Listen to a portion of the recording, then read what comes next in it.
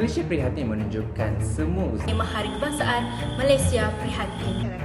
Malaysia prihatin dari segi masyarakat. Dan kerajaan Malaysia kepada golongan yang Tema Malaysia Prihatin ini dapat Berterusan Kerajaan Perikatan Nasional dalam menyemai rasa cinta semua rakyat. Bersama pencipta logo dan tema Hari Kebangsaan.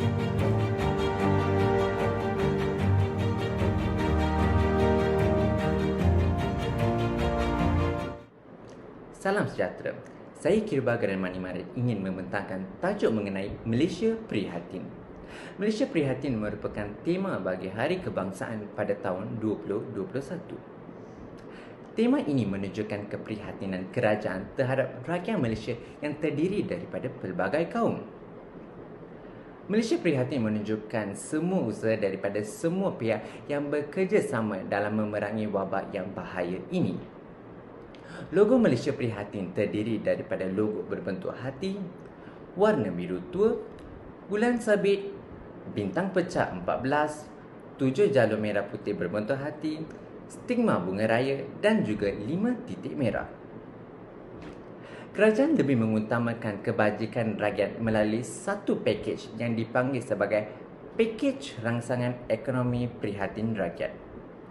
Pakej ini meliputi dalam aspek kebajikan dan juga ekonomi. Sebagai contoh, kerajaan telah bersetuju untuk memberikan rakyat Malaysia bantuan kewangan ketika pandemik COVID-19 ini bermula kerana pandemik ini telah menjejaskan ekonomi negara serta telah menjejaskan pendapatan banyak rakyat. Dan selamat sejahtera.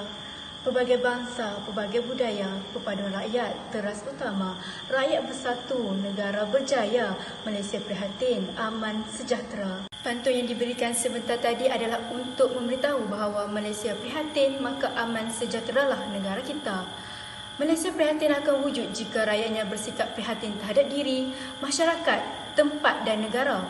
Dengan ini, saya ingin menyatakan bahawa sikap individualisme yang prihatin akan merealisasikan tema Hari Kebangsaan Malaysia Prihatin. Perdana Menteri yang ke-9 Datuk Seri Ismail Sabri Yaakob juga menyeru semua rakyat Malaysia untuk memupuk semangat prihatin dalam diri. Bila kita prihatin, kita empati dengan kesusahan orang lain. Bila kita prihatin, kita jaga keselamatan dan kesihatan komuniti kita. Bila kita prihatin, kita bersatu hati memerangi musuh negara. Contohnya, rakyat Malaysia yang prihatin terhadap diri dengan mengambil vaksin untuk diri sendiri bagi memerangi dan mengawal sebaran virus COVID-19. Selain itu, individu Malaysia juga sering prihatin terhadap pelancong luar dengan mengulurkan bantuan kepada pelancong sehingga menaikkan imej negara. Saya akan membincangkan tentang Malaysia prihatin dari segi masyarakat. Malaysia prihatin dari segi masyarakat dapat ditafsirkan dengan sikap bersatu padu, tolong menolong sama masyarakat tidak kira usia dan bangsa. Antara bantuan yang diadakan untuk menolong masyarakat yang memerlukan bantuan adalah Pertubuhan Gabungan Gerakan Prihatin Malaysia.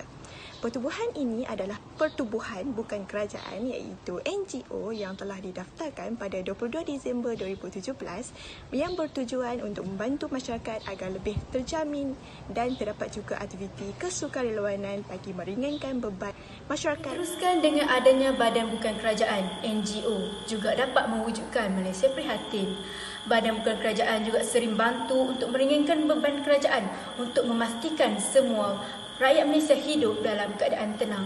Pada era pandemik ini, badan bukan kerajaan sering menghulurkan bantuan dari segi bentuk kewangan maupun barangan rumah untuk membantu golongan terjejas.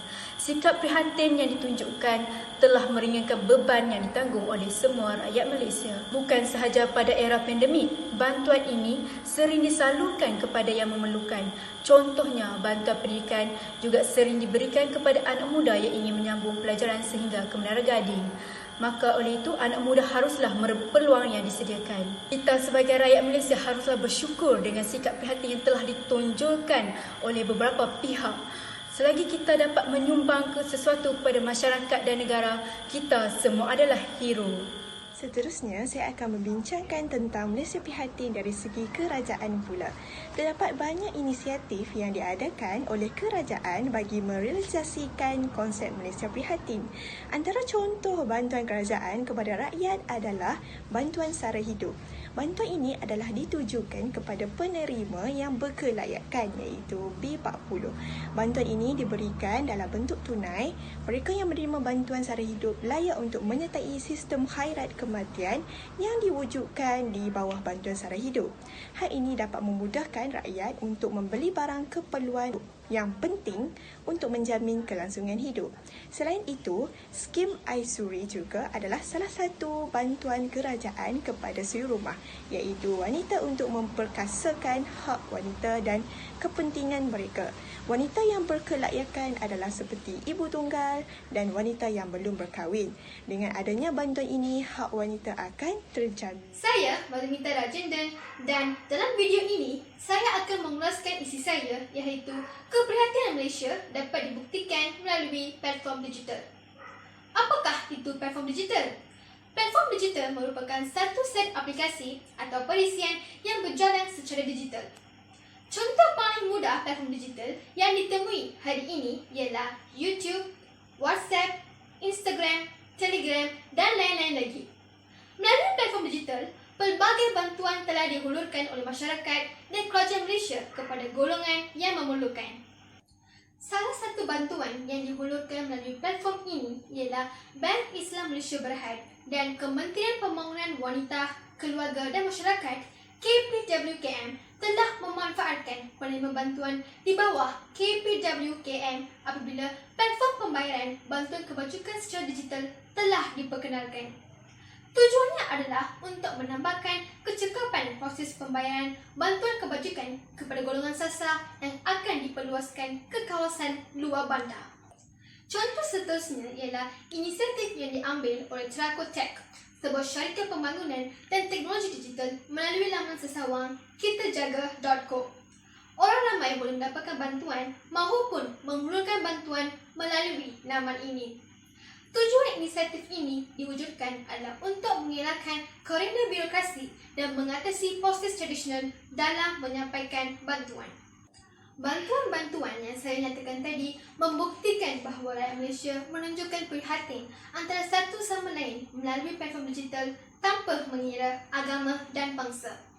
Saya berharap sikap keprihatinan ini akan sentiasa dititikberatkan demi kesejahteraan sejagat. Assalamualaikum dan salam sejahtera. Hari ini saya ingin kongsikan pengalaman untuk kita mengkaitkan konsep Malaysia Prihatin. Saban hari, berbagai kisah yang menyayat hati diceritakan di media cetak dan juga media sosial. Kebanyakannya mengenai mereka yang kurang bernasib baik kerana kehilangan semua pendapatan dan juga pekerjaan. Kempen mengibarkan bendera putih telah berlaku pada PKP yang lalu. Masyarakat yang memerlukan bantuan dari segi makanan dan keperluan asas disarankan untuk mengibar bendera putih di hadapan rumah mereka. Kempen ini disifatkan sebagai satu kempen yang bijak kerana kita dapat membantu saudara-saudara di sekeliling kita yang memerlukan bantuan. Jadi, daripada pengalaman yang saya sampaikan ini menunjukkan bahawa rakyat Malaysia sangat prihatin terhadap satu sama lain. Hal demikian menunjukkan tema Malaysia Prihatin sangat tepat dengan situasi Malaysia, terutamanya ketika negara kita berdepan dengan pandemik COVID-19 ketika ini. Perasaan kami untuk topik ini ialah kami sebagai rakyat Malaysia berharap agar seluruh rakyat Malaysia dapat bersatu padu menandatangani sebarang masalah seperti apa yang telah dilakukan untuk mengatasi pandemik COVID-19.